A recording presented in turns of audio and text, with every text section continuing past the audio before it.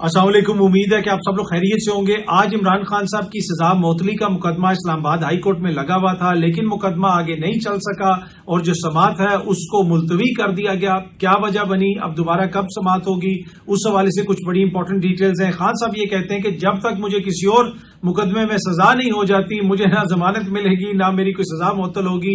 उस हवाले से क्या तफसीलात हैं वो भी आपसे शेयर करेंगे। एक और मुकदमे में उनको कब तक सजा हो सकती है मुमकिना तौर पे, वो भी आपको बताएंगे। कुछ मजीद खबरें हैं जस्टिस जहांगीरी साहब के हवाले से, उनको काम से रोका गया लेकिन आज वो सिंध हाई कोर्ट पहुंच गए। सिंध हाई कोर्ट में क्या हुआ उस हवाले से भी कुछ तफसीलात हैं, कुछ और खबरें भी हैं। कोशिश होगी कि आज के इस व्लॉग के अंदर वो भी आपसे शेयर की जाए। लेकिन सबसे पहले फलक जावेद साहिबा को लाहौर की एक अदालत में आज पेश कर दिया गया। उनके ऊपर आपको पता है कि बताया गया कि ये मुकदमात हैं। उनके वकील ने वहां पे उनका मुकदमा भी पेश किया। जो फलक जावेद साहिबा हैं उन्होंने मीडिया से बात भी की और बिल्कुल वो हशाश बचाश थी और कोई खौफजदा या कोई ऐसा मामला नहीं था। सेहत भी उनकी ठीक लग रही थी।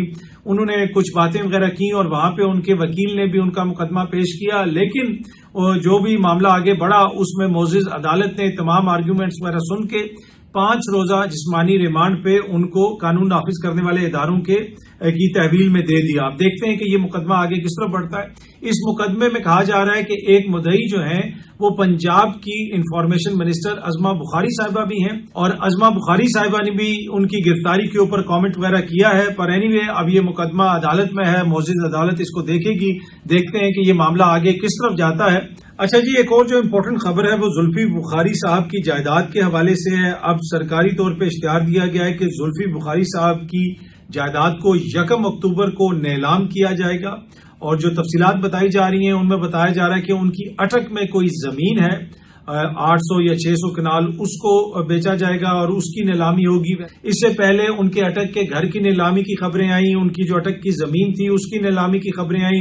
इस्लामाबाद में जो उनका घर है वो सील किया जा चुका है और अब जंड के मुकाम पे ये भी यही बताया जा रहा है कि ये अटक के करीब ही है, वहां पे तकरीबन उनकी 600 कनाल अराजी है, उसको भी अब नीलाम किया जा रहा है। तो जुल्फी बुखारी साहब जो हैं काफी मुश्किल वक्त है उनके ऊपर इस वक्त और बुनियादी वजह वही है कि कुछ मुकदमात वगैरह हैं उन पे और उसमें उनको इश्तिहारी करार दिया गया और वो पाकिस्तान वापस नहीं आ रहे। अगर वो इस वक्त पाकिस्तान वापस आते हैं तो क्या उनको इंसाफ मिलेगा, ये एक बड़ा क्वेश्चन है जिसको वो भी रेज करते हैं। पर बड़ी खबर आज की ये है कि अब जुल्फी बुखारी साहब की ज़राई इराजी को भी नीलाम करने के लिए इश्तिहार दे दिया गया है। अच्छा जी, कल इमरान खान साहब ने गुफ्तगू करते हुए कहा कि मेरा ट्विटर अकाउंट है, मैं जो मर्जी लिखूं, मैं किसी का कोई नौकर तो नहीं हूं, मैं किसी का गुलाम तो नहीं हूं, मेरी जो मर्जी होगी मैं वो लिखूंगा। उन्होंने कहा जी मेरा ट्विटर मेरी मर्जी। और फिर आपने देखा कि वो ट्वीट्स वगैरह कर रहे हैं। ऑल्दो के कुछ लोग ये रेस करते हैं इस चीज को कि हो सकता है जो चीजें ट्विटर अकाउंट्स पे लिखी जाती हैं वो इमरान खान साहब की मर्जी के बगैर लिखी जाती हों। लेकिन खान साहब ने 2 टोक अल्फाज में क्लियर किया कि भाई जो भी उस पर लिखा जाता है वो मेरी तरफ से लिखा जाता है, मेरा ये ट्विटर अकाउंट है, कोई हुकूमत का ट्विटर अकाउंट तो नहीं है, मेरी जो मर्जी होगी मैं वो लिखूंगा। खान साहब ने मिशन नूर के हवाले से भी बात की। उन्होंने ये कहा कि अगर मुझे पता होता मिशन नूर का तो मैं भी अजान देता। अब पाकिस्तान तहरीक इंसाफ के जो कुछ लोग इसके हवाले से शकूक व शुबहात का इजहार करते रहे तो मेरे ख्याल में एक तरह से उन सारी चीजों की खान साहब ने नफी कर दी और खान साहब ने कहा कि अगर मुझे भी पता होता मिशन नूर का तो मैं खुद भी अजान देता। अच्छा जी, जस्टिस जहांगीरी साहब सिंध हाई कोर्ट के जो आईनी बेंच है उसके सामने वो पेश हो गए और उनकी जाली डिग्री वाला मामला है और उस केस में उन्होंने ये कहा कि जी मैं मुतासरा फरीक हूं, मुझे जो है इसके अंदर फरीक बनाया जाए, मुझे मौका दिया जाए, मैं इसके अंदर जो है बात कर सकूं। उन्होंने वहां पे कहा कि जनाब रोस्ट्रम पे खड़े होके कि मैं अल्लाह ताला को हाजिर नाजिर जान के कहता हूं कि मेरी जो डिग्री है असली है, मैंने खुद इम्तिहानात दिए थे। उसके साथ साथ उन्होंने जिस तरह मैंने पहले भी कहा कि दरखास्त की मोअज़्ज़िज़ अदालत से कि उनको फरीक बनाया जाए, लेकिन फरीक नहीं बनाया गया।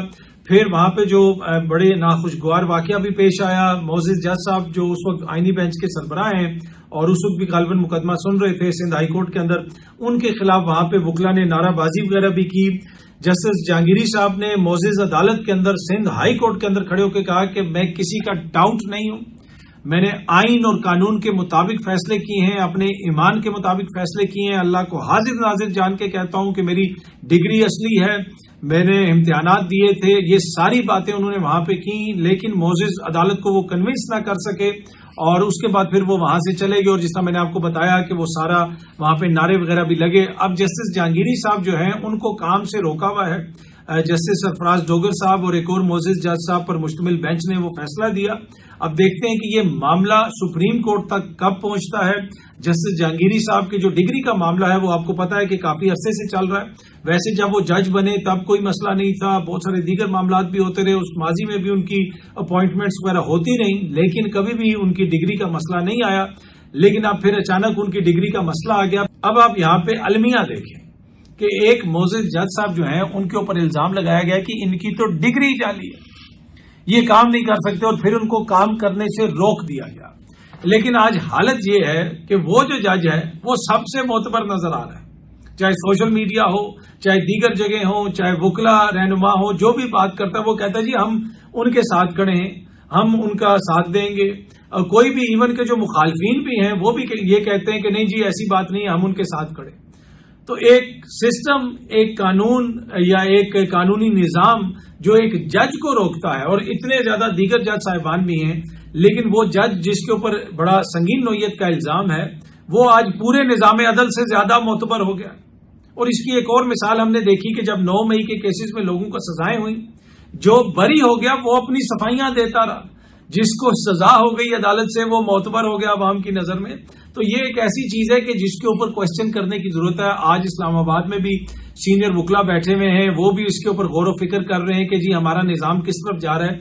जो कुछ निजाम अदल में तब्दीलियां आई, और खुसूसन जो काजी फायज ईसा इफेक्ट है पाकिस्तान के निजाम अदल के ऊपर। एक आपका निजाम अदल चलता आ रहा था 70-75 सालों से, और उसमें बहुत सारी बुराइयां थी, उसमें बहुत सारी अच्छाइयां थी, उसमें बहुत सारे इश्यूज थे।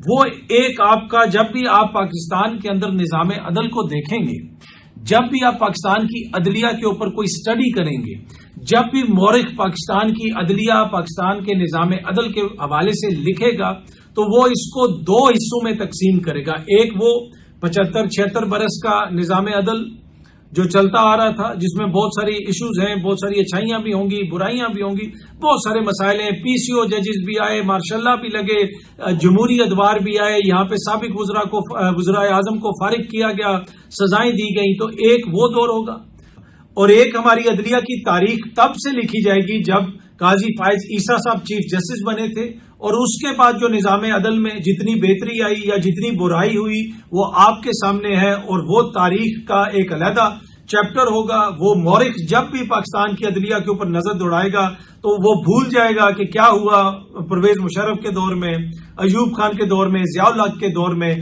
जो काजी फायज ईसा साहब ने अदलिया के साथ किया, वो पाकिस्तान के अंदर, जिसका मैंने पहले भी अर्ज किया कि कोई फौजी डिक्टेटर भी नहीं कर सका। तो ये तारीख जो है अदलिया की, काजी फायज ईसा साहब के चीफ जस्टिस का ओहदा संभालने के बाद जो शुरू हुई थी, वो अलहदा लिखी जाएगी। अब काजी फायज ईसा के दौर के बाद का दौर और उनके दौर का दौर कितना सुनहरा है, कितना तारीख है, या कितना जबरदस्त था, या कितना अच्छा था, या कितना अच्छा नहीं था, वो आपके भी सामने है, मेरे भी सामने है। और हो सकता है कि हम किसी, जिसे आप कह सकते हैं, मसलियत से काम ले लें, लेकिन तारीख जो होती है वो बड़ी जालिम होती है। और डिजिटल मीडिया के दौर में, सोशल मीडिया के दौर में रोज तारीख लिखी जाती है, और ये लिखी जा रही है। अच्छा जी, इमरान खान साहब का और बुशरा बीबी का अलकादर ट्रस्ट केस वाला जो केस है वो इस्लामाबाद हाई कोर्ट में लगा हुआ था। सजा मौतली का ये केस था, और कहा यह जा रहा था कि अगर आज उनकी सजा मौतल हो जाती है तो उनको रिहाई मिल जाएगी।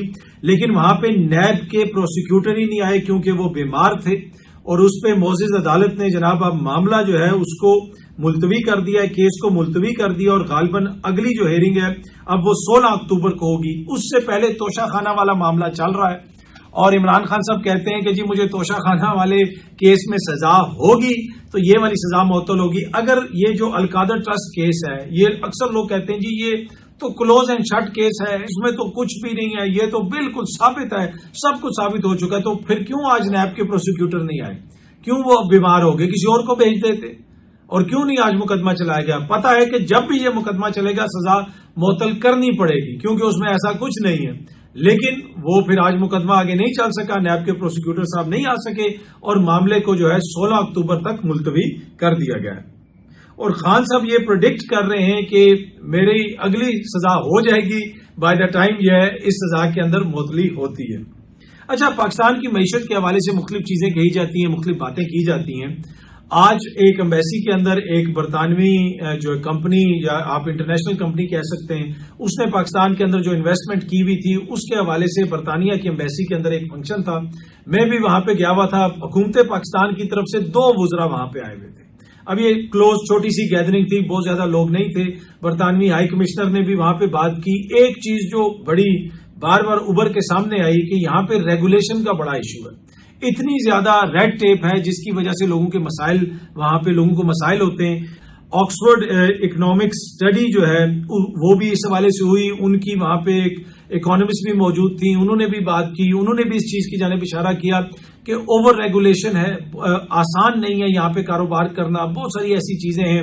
اور اسی چیز کا ذکر جو ہے انہوں نے بھی کیا، برطانوی ہائی کمشنر نے، دیگر لوگوں نے بھی کیا. اور جو وزیر صاحب تھے، ایک وزیر صاحب جو ہیں وہ 1.25 گھنٹہ لیٹ آئے. یہ ٹوٹل جو ہے 1.25 گھنٹے کی تقریب تھی. ایک وزیر 1.25 گھنٹہ لیٹ آیا. دوسرے جو وزیر صاحب تھے وہ ٹوٹلی جسے کہتے ہیں نا وہ آف ٹریک تھے. وہ جو بات اپنی وہ کنونسنگلی کر نہیں سک رہے تھے. جو انہوں نے باتیں کی وہ کسی کو بھی کنونس نہیں کر سکتے. اگر وہ کسی محفل میں بیٹھے ہوئے کسی کو کہہ رہے ہوں کہ آپ نے آ کے یہاں پہ انویسٹمنٹ کرنی ہے، وہ جو ان کا اسٹائل تھا اس سے مجھے نہیں لگتا کہ وہ کسی کو کنونس کر سکیں گے. دوسرے جو وزیر تھے جنہوں نے آ کے دوبارہ لیٹ جو آئے، 1.25 گھنٹہ لیٹ آئے، انہوں نے جو بات کی، انہوں نے جو باتیں کی وہ اس نے سینس میک کیا. انہوں نے کوہیرنٹلی بڑی آرٹیکولیٹلی باتیں کی. لیکن ایٹیچیوڈ آپ دیکھیں کہ جہاں پہ ایک ہائی کمشنر بھی بیٹھا ہوا ہے اور ایک وزیر صاحب جو ہیں، آئی ڈونٹ نو واللہ علم انہوں نے ان کو پہلے بتا دیا تھا یا نہیں بتایا تھا، لیکن شروع میں یہ اناؤنس ہوا کہ جی یہ 2 وزیر ہوں گے اور ایک وزیر صاحب وہاں پہ ہمیں نظر آتے رہے اور دوسرے وزیر صاحب جو ہیں وہ 1.25 گھنٹہ لیٹ آئے اور اس کے 15 منٹ کے بعد وہ ساری تقریب پھر ختم ہو گئی. لیکن کیا اس ایٹیچیوڈ کے ساتھ جو ہے ہم یہاں پہ لوگوں کو کنونس کر سکیں گے کہ آپ آئیں اور آ کے انویسٹمنٹ کریں؟ دیکھیں بڑا آپ کو روبسٹلی اس کے اوپر کام کرنا پڑے گا. آپ کے وزراء کو کام کرنا پڑے گا. آپ کے وزراء بڑے متحرک ہونے چاہیے. آپ کی پوری ٹیم بڑی متحرک ہونی چاہیے.